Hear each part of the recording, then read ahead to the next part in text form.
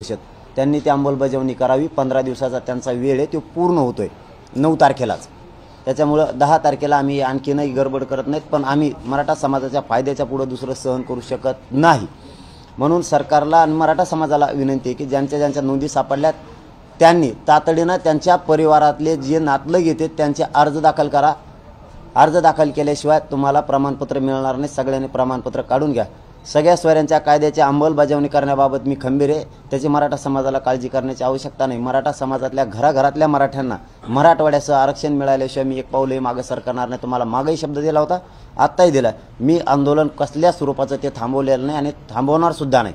मराठवाड्यात काही नोंदी सापडतात, काही ठिकाणी जळीत ही, काही ठिकाणी दस्तावेज सापडत नाहीत असं म्हणलं जातं, परंतु सापडो अथवा न सापडो या सगळ्या सोयऱ्यामध्ये मराठ्यांचा एकही माणूस आरक्षणापासून वंचित राहणार नाही। इतका मोठा कायदा हा मराठ्यांच्या गोरगरिबांच्या लेकरासाठी, जे विरोध करतोय त्यांच्यासाठी नसणार आहे, परंतु गोरगरीब मराठ्यांसाठी हा कायदा खूप मोठा आहे। गोरगरीब मराठ्यांच्या पोरांचं कल्याण होणार आहे, कारण हा कायदा आणि मुंबईला गेलेला त्या दिवसाचा मोर्चा जो लढा होता तो सर्वसामान्य गरजवंत मराठ्यांचे लेकर मोठे व्हावेत म्हणून होता आणि आता त्यांच्यासाठी कायदा पारित झालेला आहे। त्याला धक्काही लागत नाही। आपणही या प्रेसच्या माध्यमातून महाराष्ट्रातल्या सगळ्या अभ्यासकांना मी हात जोडून विनंती करतो की तुमचे म्हणणे सोयरे ही व्याख्या याची तुम्हाला तुमच्या पद्धतीने काय 2 ओळीत द्यायची ते म्हणणं तुम्ही त्या 15 दिवसात मांडावं, जेणेकरून तो कायदा मजबूत होईल आणि आपल्या मराठ्यांच्या पोराचं कल्याण होईल। आता याच्या पलीकडचं सांगतो आणि थांबतो की पुढं काय होईल काय नाही आम्हाला नाही माहिती, परंतु मराठा समाजाला आरक्षण दिल्याशिवाय मी त्यांचा मुलगा म्हणून महाराष्ट्रातल्या गोरगरिबांच्या मराठ्यांच्या पोराची पाठीशी खंबीर उभा राहणार आहे। प्रत्येकाला आरक्षण मिळाल्याशिवाय मी हटणार नाही। कोणात गैरसमज कोणी करून घ्यायची गरज नाही, हे मराठ्यांनी लक्षात ठेवावं आणि सगळ्यांनी पुन्हा तशीच आहे तीच एकजूट ठेवावी। मराठ्यांना आरक्षण मिळाल्याशिवाय आणि सगळे सोयऱ्यांच्या कायद्याची अंमलबजावणी 15 दिवसाच्या आत केल्याशिवाय मी थंड बसणार नाही। शब्द महाराष्ट्रातल्या मराठ्यांना देतो आणि थांबतो। आपल्याला काय विचारायचं? 16 फेब्रुवारी अधिसूचनावर हरकती सूचना आक्षेप घेण्यासाठीची वेळ आहे।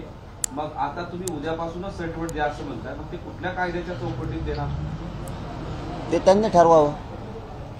अंमलबजावणी त्याला एकतर 6 महिन्याचा पिरियड असतो त्या कायद्याला, त्याला काही होत नाही। तुम्हाला त्यावेळेस अधिवेशन घेऊन तुम्ही तो कायदा पारित करू शकता। तुम्हाला 15 दिवसाचा वेळ दिलाय। आमचं हे 10 तारीख ठरवण्याचं कारण आहे 15 दिवसाचा वेळ आहे आणि आम्ही आज ते मोजलं तर 16 फेब्रुवारीला याचं काय गरज आहे? 15 दिवस तर 9 तारखेला होते। अशा कोणत्या कायद्या बनवताना तुम्ही ही वेळ दिलेला आहे 22-23 दिवसाचा? कोणत्याला दिलेला आहे? ही पण दुरुस्तीची 10 तारखेला आम्ही आमच्या नियमात आहेत, त्या दिवशी त्यांचे 15 दिवस हरकतीचे होते। आमच्या नियमानं 10 तारीख बरोबर आहे, म्हणून आम्ही काय उद्या अंमलबजावणी करा अथवा नका करू आमचं म्हणणं आहे उद्या करा। हरकती घेऊन तुम्हाला करायची असेल तर 9 तारखेला तुमचे 15 दिवस होते, 10 तारखेपासून अंमलबजावणी करा। आणि मग हे सगळं करताना तो तुमच्याशी काही चर्चा झाली का की 16 तारीखच का दिली असा तुम्ही प्रश्न सरकारला केला नाही का? 15 दिवसाची मुदत सगळ्या कायद्याला या सगळ्या अधिसूचनेला असते, तर मग 16 का दिली असा प्रश्न तुम्ही केला का नाही? आता आवश्यकता वाटत नाही करायची, कारण त्यांनी 15 दिवस म्हणले, त्याच्यावरती 16 लिहिली। 16 असली तरी हरकत नाही, आमचं काय म्हणणं पण नव्हतं त्यावेळेस त्यांना। पण यांचे जे स्टेटमेंट 2 यायला लागले, एक जण मुंबई दिल्लीपर्यंत जाणार, अर्ध्यांची भूमिका मराठ्यांच्या बाजूनं, कायदा बनवला त्याच्यात कायद्याबद्दलची कसलीच शंका नाही आमच्या मनात। कायद्याबद्दल आम्ही बोलतच नाहीत आज की कायद्याबद्दल त्यांचं काय मत आहे, परंतु जे 2 स्टेटमेंट त्यांचे यायला लागलेत म्हणून आम्ही आधीच सावध व्हायला लागलो। आणि 16 तर 16 6 दिवस उपोषण चालतंय, 16 पासून अंमलबजावणी करा, हरकत नाही, पण उपोषण 10ला सुरू होणार आहे। तुम्ही काल असं म्हणलं की मुख्यमंत्री 2 उपमुख्यमंत्री यासाठी हा कायदा केलेला आहे की सगळ्या मराठ्यांना न्याय मिळावा म्हणून। एक उपमुख्यमंत्री फडणवीस सुद्धा असं म्हणाले की दिल्लीपर्यंत जाऊ, पण मग तुमचा सरकारवर विश्वास नाही का? अध्यादेश काढला, राजपत्र काढलं, आता त्यांनी 16 तारखेपर्यंतची मुदत दिली, तरी तुम्ही उपोषणावर का आला? अंमलबजावणीसाठी 2 स्टेटमेंट तुमचे का? मग एक जण दिल्लीपर्यंत जाणार आहे आणि एक जण जाणार नाहीये, तुमचे 2 स्टेटमेंट का? मग याचं उत्तर द्या, आम्ही मागे घेतो। शंका काय वाटते दिल्लीबद्दल?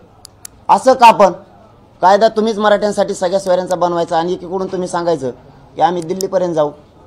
तुमच्या सरकारमधले अर्धे लोक आमच्याबद्दल शंका आहे तुम्हाला, तुमच्याबद्दल आम्ही का घेऊ नये? आम्ही 10चं पुढे ढकलतो, तुमचं एकतर्फी स्टेटमेंट का नाही? मग असं का आमच्याबद्दलच असं का वागायचं तुम्हाला?